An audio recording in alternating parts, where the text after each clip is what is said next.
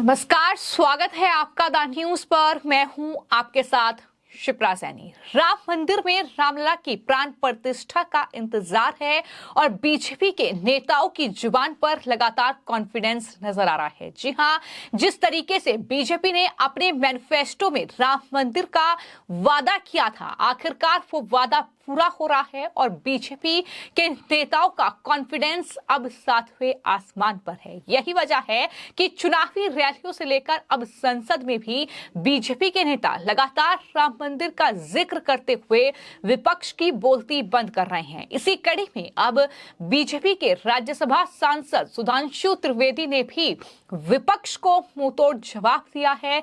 जिस तरीके से भारतीय अर्थव्यवस्था के मुद्दे को लेकर लगातार विपक्ष सरकार को घेरता है, लेकिन अब सुधांशु त्रिवेदी ने जब राज्यसभा में बोलना शुरू किया तो उन्होंने सनातन धर्म और राम मंदिर को अर्थव्यवस्था के विकास से जोड़ते हुए जो भाषण दिया वो लगातार अब सोशल मीडिया पर वायरल हो रहा है। सुधांशु त्रिवेदी ने जब बोलना शुरू किया तो उन्होंने कहा कि जैसे ही राम मंदिर का आंदोलन शुरू हुआ, अर्थव्यवस्था के भीतर भी एक नया परिवर्तन शुरू हुआ।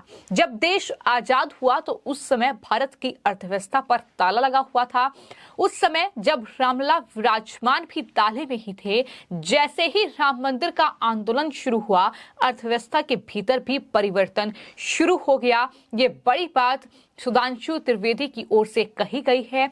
और इतना ही नहीं, सुधांशु त्रिवेदी ने यह भी कहा कि देश की अर्थव्यवस्था को लेकर यह बड़ी बात उनकी तरफ से कही गई कि देश की मौजूदा आर्थिक तरक्की की रफ्तार हिंदुत्व ग्रोथ रेट को दिखाती है। ये बड़ी बात सुधांशु की ओर से कही गई है। तो बीजेपी के जाने माने प्रवक्ता हैं सुधांशु त्रिवेदी। लगातार डिबेट्स में हम उन्हें देखते हैं, जिस तरीके से जिस अंदाज में वो विपक्ष को जवाब देते हैं। विपक्ष के जो प्रवक्ता हैं अलग अलग पार्टियों के, उनसे कहीं ना कहीं जो वो बहस करते हैं उसमें हमने खूब देखा है। लेकिन अब राज्यसभा में जिस तरीके से भारत की अर्थव्यवस्था के मुद्दे को लेकर उन्होंने राम मंदिर के आंदोलन से इस पूरी कहीं ना कहीं मुद्दे को जोड़ा है, जिस अंदाज में उन्होंने भाषण दिया है, वो ना सिर्फ राज्यसभा में एक बेहतरीन उनका भाषण, बल्कि तमाम सोशल मीडिया प्लेटफॉर्म पर भी उनका भाषण काफी ज्यादा वायरल हो रहा है। सुनिए सुधांशु त्रिवेदी ने किस अंदाज में राम मंदिर के मुद्दे पर और भारत की अर्थव्यवस्था के मुद्दे पर सरकार को घेरने वाले इन विपक्षी सांसदों को मुंहतोड़ जवाब दिया है। प्रधानमंत्री श्री नरेंद्र मोदी जी इस बात को भली भांति उन्होंने समझा कि उनका धन को किस मार्ग से व्यय करना चाहिए। मैं कोट करता हूं, हमारे धर्मशास्त्रों में कहा गया है, धनात् धर्मः तथा सुखम। धन वही सुख का कारक होता है जो धर्म के मार्ग से व्यय होता है। यानी जो जिसका धर्म है उसको सही दिशा में, गरीब के लिए, विकास के लिए। मगर क्या बताएं मान्यवर, जो लोग धर्म के समूल नाश का संकल्प लेते हों, उनके लिए जो संपत्ति है वो भी विपत्ति बन जाती है और वो सुख कारक बनने के रास्ते पर नहीं चल पाती है। परंतु मैं कहना चाहूंगा कि मोदी जी के नेतृत्व में उन्होंने जैसी युक्ति बनाई है, उस कारण से जो आर्थिक विपत्ति थी वो अब संपत्ति की तरफ बढ़ती हुई नजर आ रही है। अब यहां पर मैं एक और बात भी कहना चाहूंगा मान्यवर, कई बार लोग ये कहते हैं कि साहब आप लोग आर्थिक विषय की बात करते हैं, मगर मैं ध्यान दिलाना चाहूंगा कई बार आर्थिक विषयों की बात करते करते लोग किसी दूसरे विषय पे चले जाते थे। मैं ये याद दिलाना चाहता हूं कि एक दौर था मान्यवर जब भारत की अर्थव्यवस्था का मजाक उड़ाया जाता था। क्या कहा जाता था? ये 2% से ऊपर कभी ग्रो ही नहीं कर सकते। इसको कहा जाता this is the Hindu growth rate. ये कह के हमारा मजाक उड़ाया जाता था कि ये कभी 2% से ऊपर ग्रो नहीं कर सकते मान्यवर। मगर जब से हम लोग आए हैं, यानी जो लोग कहते हैं कि उन्हें हिंदू ग्रोथ रेट ज्यादा अच्छी लगती थी, अब ये 7.8% की हिंदुत्व की ग्रोथ रेट है, क्योंकि अब वो लोग आए हैं जो हिंदुत्व में विश्वास करते हैं। और मैं ये भी एक याद दिलाना चाहता हूं, इसे कोई संयोग माने या दैवयोग माने, मान्यवर जब भारत स्वतंत्र हुआ, इस बार की दीपावली के लिए मैं एक और बात भी कहना चाहूंगा, एक नया परिवर्तन भारत का जानते कैसे आया? ये सब कुछ जनता के सहयोग, समर्थन और मोदी जी की युक्ति के साथ तो हो ही रहा है। एक नया स्वरूप भी भारत का उभर रहा है। वो क्या है? जब मान्यवर देश आजाद हुआ तो उस समय भारत की अर्थव्यवस्था पे ताला लगा हुआ था। हमारे तुरंत विपक्षी लोग कहते साहब कुछ था नहीं, बहुत कुछ हम कर नहीं सकते थे। और जब ताला खुला उस समय श्री राम लला विराजमान भी ताले में ही थे।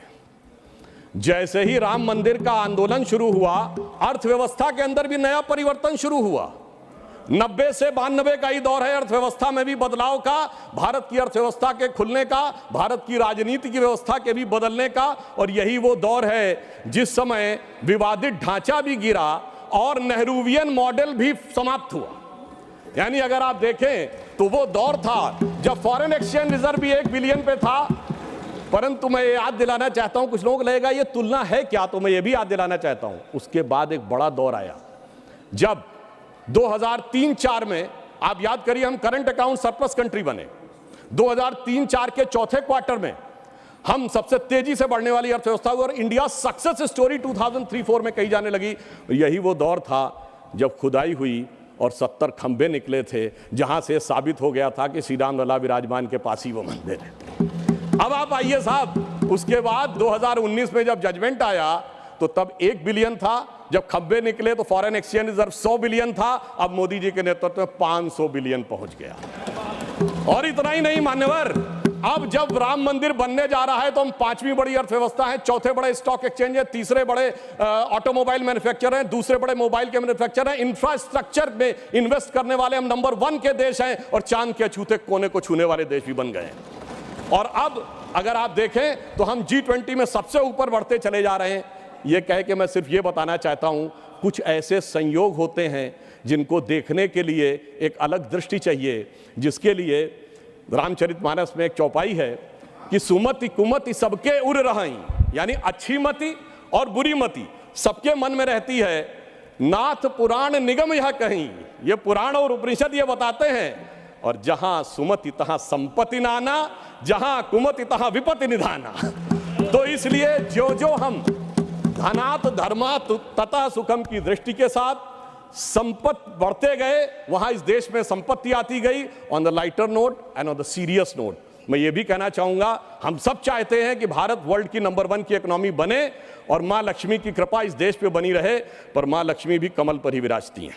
तो जैसा कि आपको पता है कि आज 6 दिसंबर है और आज उस विवादित ढांचे को अयोध्या में गिराया गया था और उसे हिंदू जो हैं वो शौर्य दिवस के रूप में मनाते हैं। और इसी खास मौके पर जिस अंदाज में बीजेपी के सांसद सुधांशु त्रिवेदी ने ये कहीं ना कहीं जवाब एक तरीके से दिया है विपक्ष को, और कहीं ना कहीं ये बता दिया है कि जिस दिन बाबरी जो ढांचा था वो गिराया गया, उसी दिन भारत की प्रगति शुरू हो गई। क्योंकि लगातार हमने देखा है कि तमाम विपक्षी दलों के जो नेता हैं, खासतौर पर कांग्रेस पार्टी तो राम के नाम से ही जितना विरोध कहीं ना कहीं उनका करती है वो हमने देखा है। और जैसा कि हमने कई बार कई नेताओं के मुंह से ये सुना है, कांग्रेस पार्टी के राम का अस्तित्व नहीं है।